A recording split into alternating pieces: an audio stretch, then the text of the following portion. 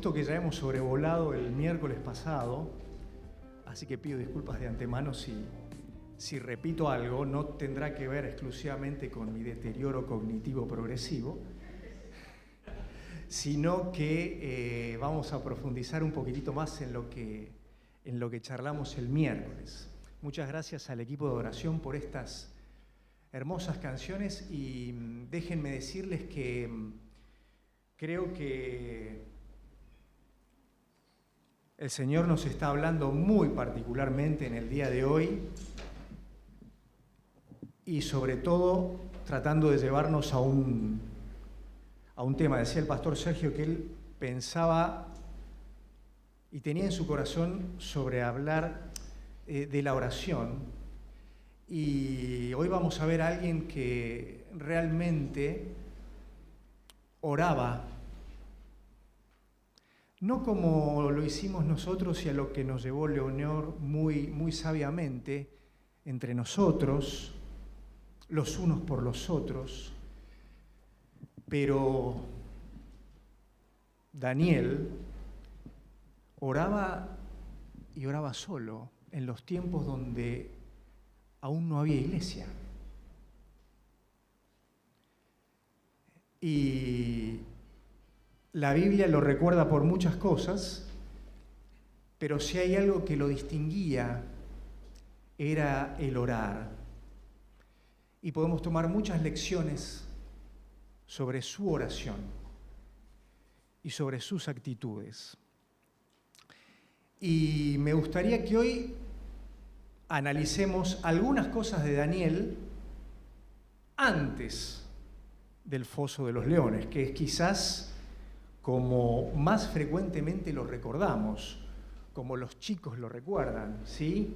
Siempre Daniel en el foso de los leones, ¿sí?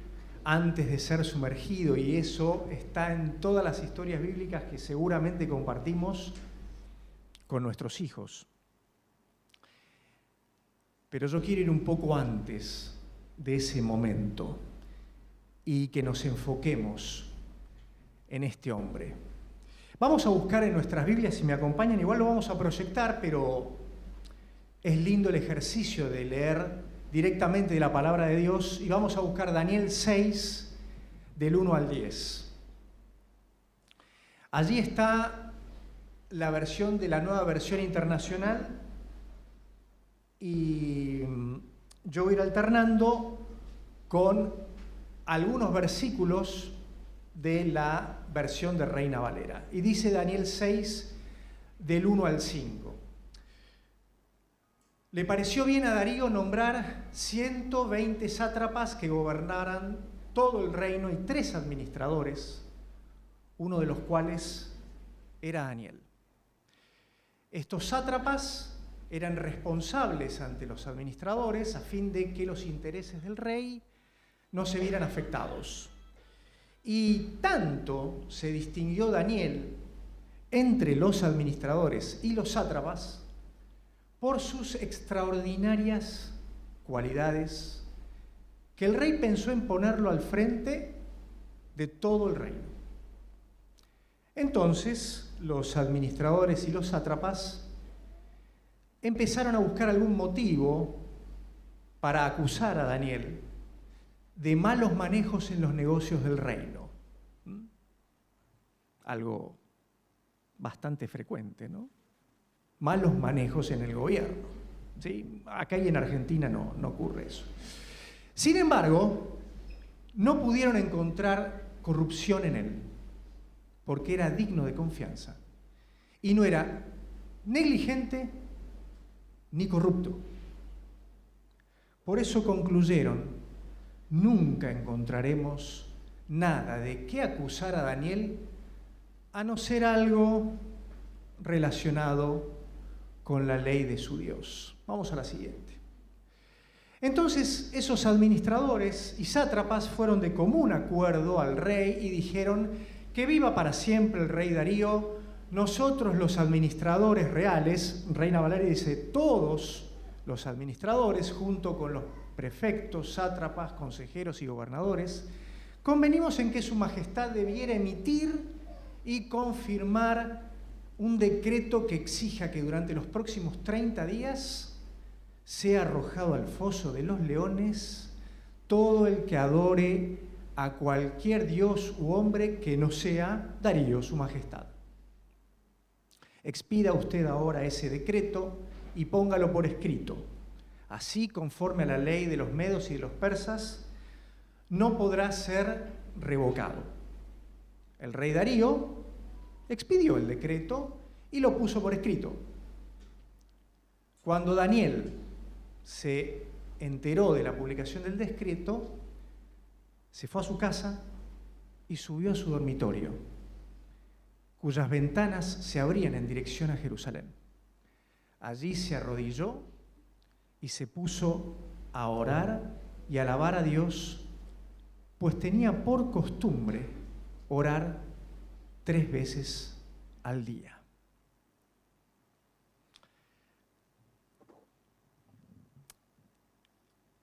El rey Darío estaba trabajando en su reino, ¿sí? Hacía poco tiempo habían conquistado al imperio babilónico, lo habían derrotado y, como sabemos, primero vino Babilonia y después vino Persia.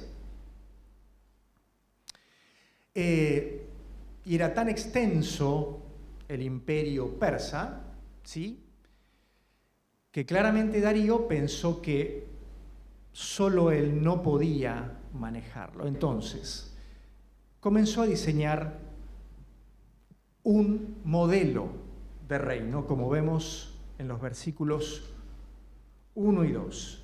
Y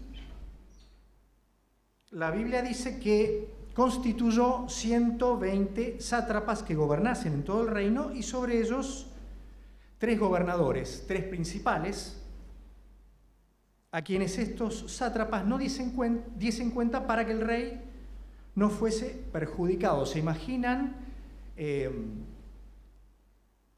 ser el emperador de todo lo conocido, o todo el mundo conocido en ese momento?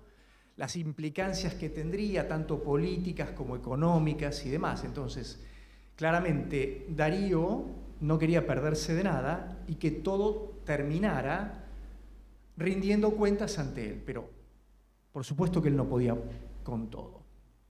Entonces empezó a trabajar en un modelado de un reino. Y este relato habla de un gran hombre. Podríamos pensar que este gran hombre era Darío, sí, porque claramente todos nosotros recordamos ejemplos de grandes hombres y grandes mujeres a lo largo de la historia de la humanidad. Pero acá aparece otro hombre, otro gran hombre, y es Daniel. Los versículos 3 y 4, y voy a leer ahora Reina Valera, dicen que Daniel mismo era superior a estos sátrapas y gobernadores, porque había en él un espíritu superior. ¿El espíritu de quién? El espíritu de Dios. Y el rey pensó en ponerlo sobre todo el reino, y así lo hizo. Entonces, obviamente, los gobernadores y sátrapas buscaban ocasión para acusar a Daniel en lo relacionado al reino, pero no podían encontrar en él ninguna falla, ningún vicio. Como dice la Nueva Versión Internacional, no era ni negligente ni corrupto. Y Reina Valera dice, era fiel y no había falta que pudiera hallarse en él.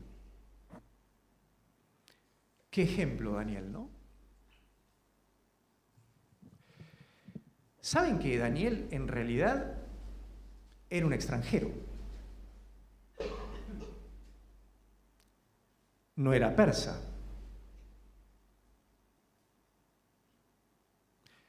Y encima había quienes podían pensar que era un enemigo. ¿Para quién había trabajado Daniel antes? Para Nabucodonosor. enemigo de Darío. Es decir, que había trabajado en la gestión anterior, como se dice hoy en día, ¿no? ¿Qué ocurre en nuestro país con la gestión anterior? Sin embargo, Daniel continuó. Y es más, Daniel había sido primer ministro de Nabucodonosor.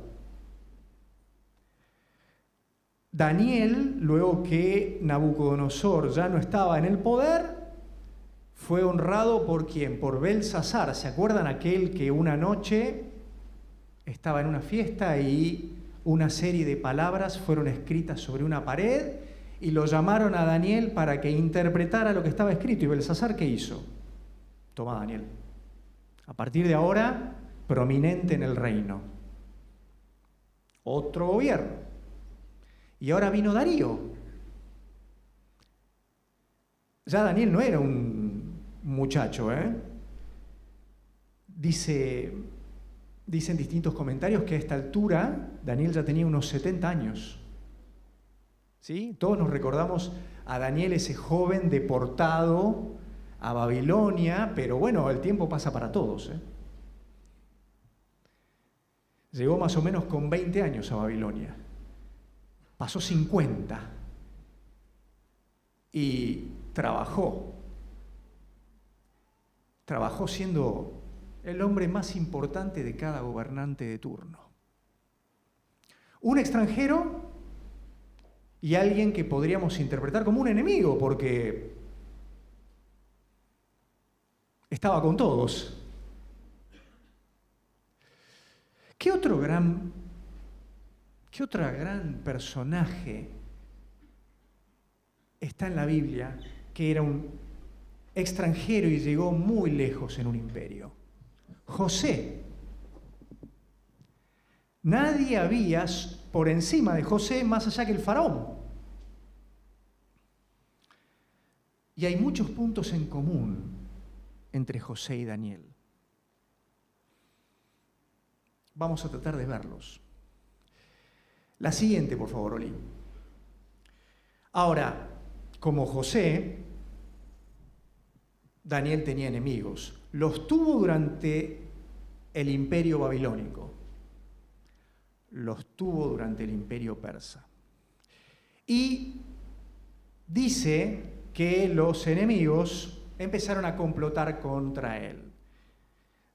De los versículos 4 al 9 encontramos todo el diseño del complot contra Daniel. Y tenía que ver con justamente no su gestión, no su forma de llevar adelante las cosas, sino buscaron hacerle pisar el palito con Dios. Seguramente había muchos motivos también que querían llevar a estos hombres a hacer caer a Daniel. Fíjense lo que dice Proverbios 27:4. Cruel es la furia y arrolladora la ira, pero ¿quién puede enfrentarse a los celos? Yo me imagino que estos hombres tenían unos celos terribles de un extranjero, de un enemigo, a quien el rey había puesto por encima de todos. ¿Te pasa eso donde estás?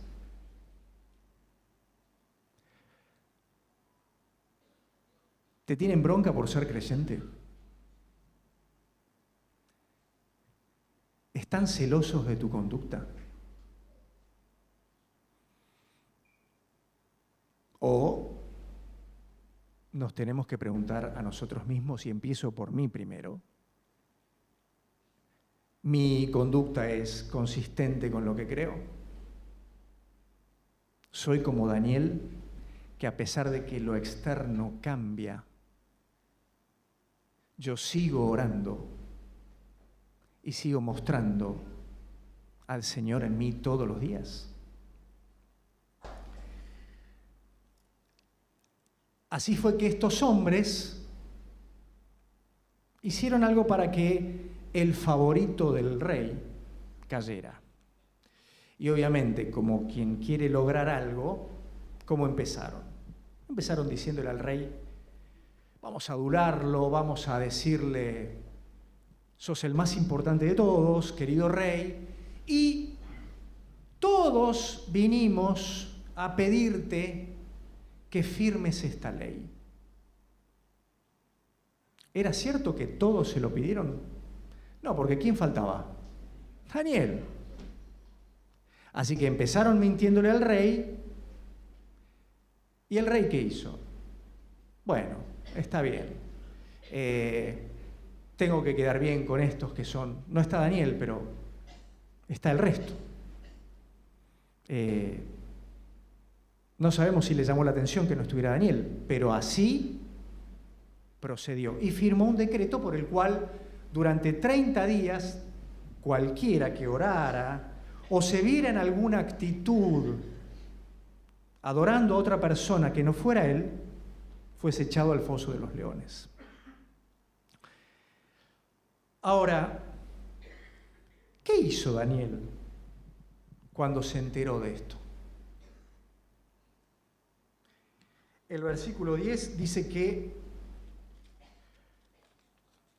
entró en su casa y, abiertas las ventanas de su habitación que daban hacia Jerusalén, se arrodillaba 3 veces por día y oraba y daba gracias delante de su Dios como lo solía hacer antes. O sea, nunca había cambiado su forma de actuar. Vamos a la de atrás, Oli, por favor. Daniel se fue a orar a la casa cuando escuchó que su vida estaba en peligro. Seguro que pensó: estos vienen por mi cabeza, vienen por mí.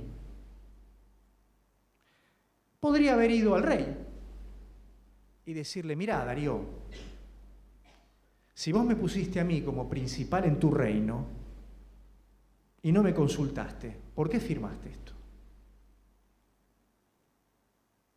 Tenía todo el poder y la autoridad para hacerlo, porque en realidad Darío se había desentendido de un montón de cosas, ya que Daniel se ocupaba de eso. Otra opción era dejar de orar por 30 días o cerrar la ventana de su habitación. U otra cosa, más quizás ligada a su gestión, era dedicarse a otras cuestiones del reino, estar en alguna parte, visitando alguna provincia y demás. Vieron que lamentablemente en la política, cuando ocurre algo, siempre se intenta taparlo. Daniel podría haber dicho: voy a tapar esto, voy a ocultarlo con alguna otra actividad o con alguna otra cosa, con alguna otra intención. ¿Pero qué hizo? Se fue a su casa. Y acá vemos una serie de actitudes siempre coherentes de Daniel.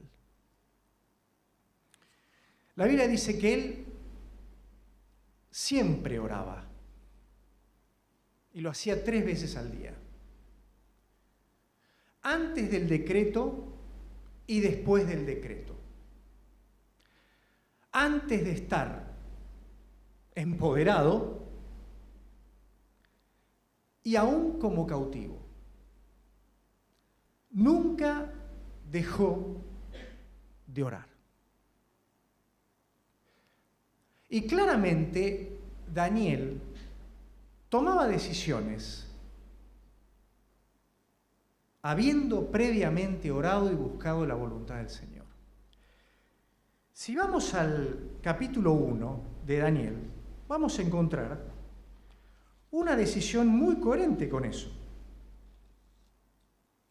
Daniel 1:8 dice: Daniel propuso en su corazón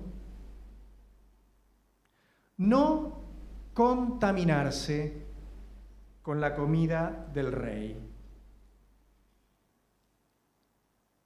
ni con el vino que él bebía. Es decir, no iba a adoptar las costumbres que Nabucodonosor estaba imponiendo. Ni él, todos conocemos la historia, ni sus amigos. A pesar de que se pusiera en riesgo su vida. Otra actitud muy interesante de Daniel, y en realidad de sus amigos. Daniel 3, del 16 al 18, dice que Nabucodonosor dijo con ira y con enojo que trajesen a los amigos de Daniel, a Sadrac, Mesac y Abednego, y al instante fueron traídos estos varones delante del rey. Y Nabucodonosor, ¿qué les dijo? Ustedes me desobedecieron. No adoran la estatua que fue construida para mí. Ahora, ¿ustedes saben que van a terminar adentro del horno de fuego? Ayer horno de fuego, hoy foso de los leones. ¿Y qué le dijeron los amigos de Daniel? Aquellos que junto con Daniel habían dicho, no nos vamos a contaminar con este tipo de comida. No es necesario que te respondamos sobre esto. Nuestro Dios, a quien servimos, puede librarnos del horno de fuego. Y si no, si aún decidiera que no, tampoco te vamos a adorar.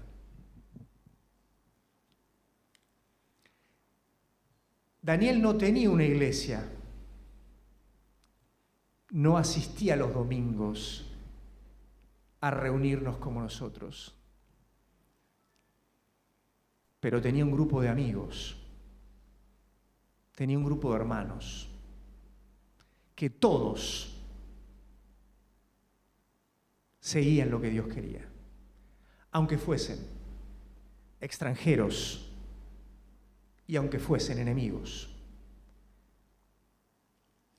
Y a ninguno de ellos, ningún imperio dañó. Hay una serie de cosas que podemos aprender. La siguiente, Oli, puede ser. Daniel había copiado de David el orar. Fíjense que hay un salmo, el Salmo 55, que dice, yo clamaré a Dios y el Señor me salvará. No mi poder, no mis estrategias, no la política, no mi posición. El Señor me salvará. En la noche, en la mañana y al mediodía, 3 veces. Clamo angustiado y Él me escucha.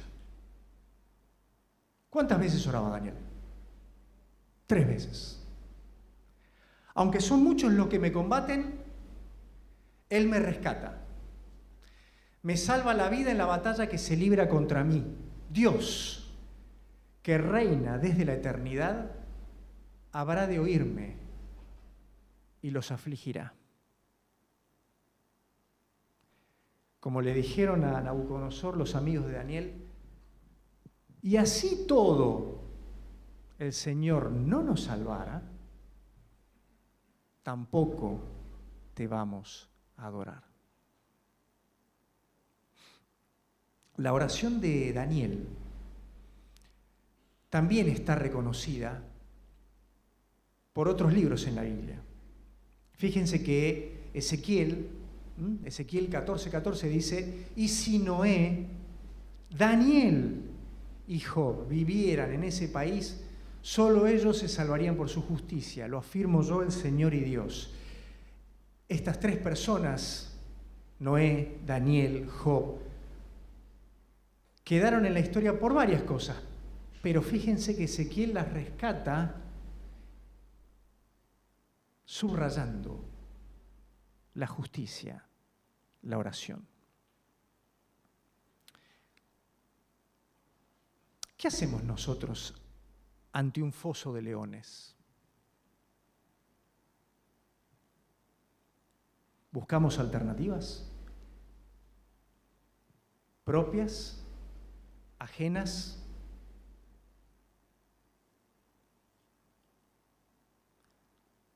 ¿U oramos?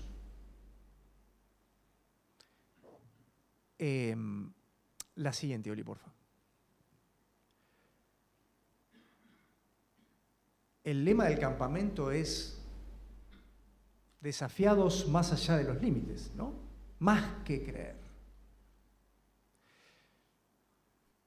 Daniel, a sus 70 años, quizás sus amigos ya habían muerto, no estaban con él en este momento, pero él no dejó de tener una adherencia a una conducta que honraba a Dios, una conducta que le cree a Dios. Yo creo que todos que aquí podríamos levantar la mano y decir, sí, yo creo en Dios. Ahora, podemos levantar la mano tranquilamente y decir, sí, pero yo le creo a Dios, que es distinto.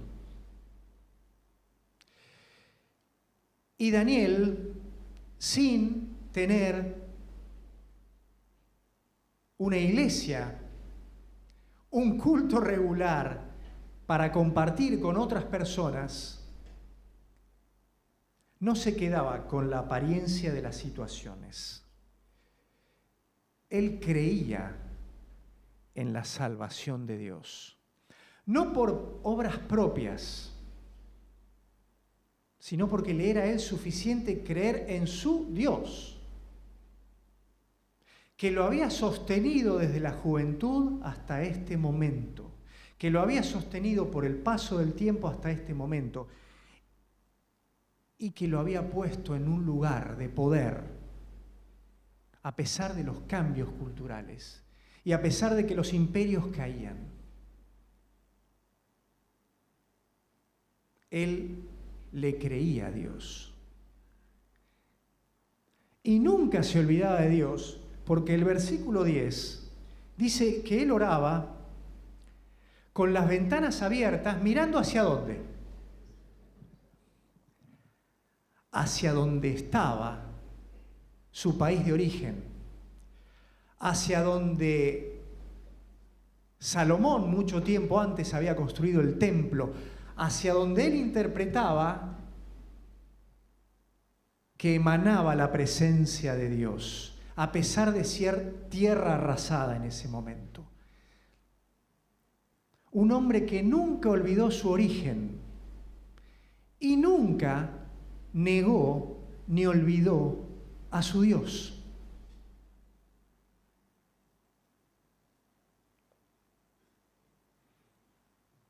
No importa dónde estemos.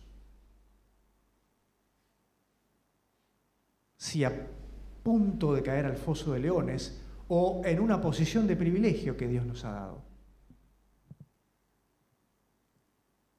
Ojalá, y lo digo primero por mí, tengamos la conducta de Daniel, honrando, creyendo, confiando en esa salvación que Dios nos da.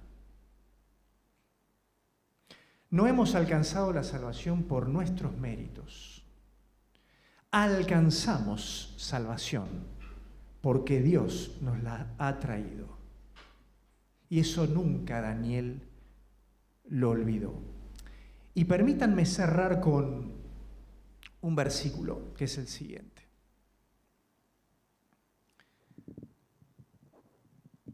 Hay un reconocimiento que seguramente Daniel, Moisés, José, Josué, Abraham, Esther, Ruth, tienen y que nosotros podemos compartir.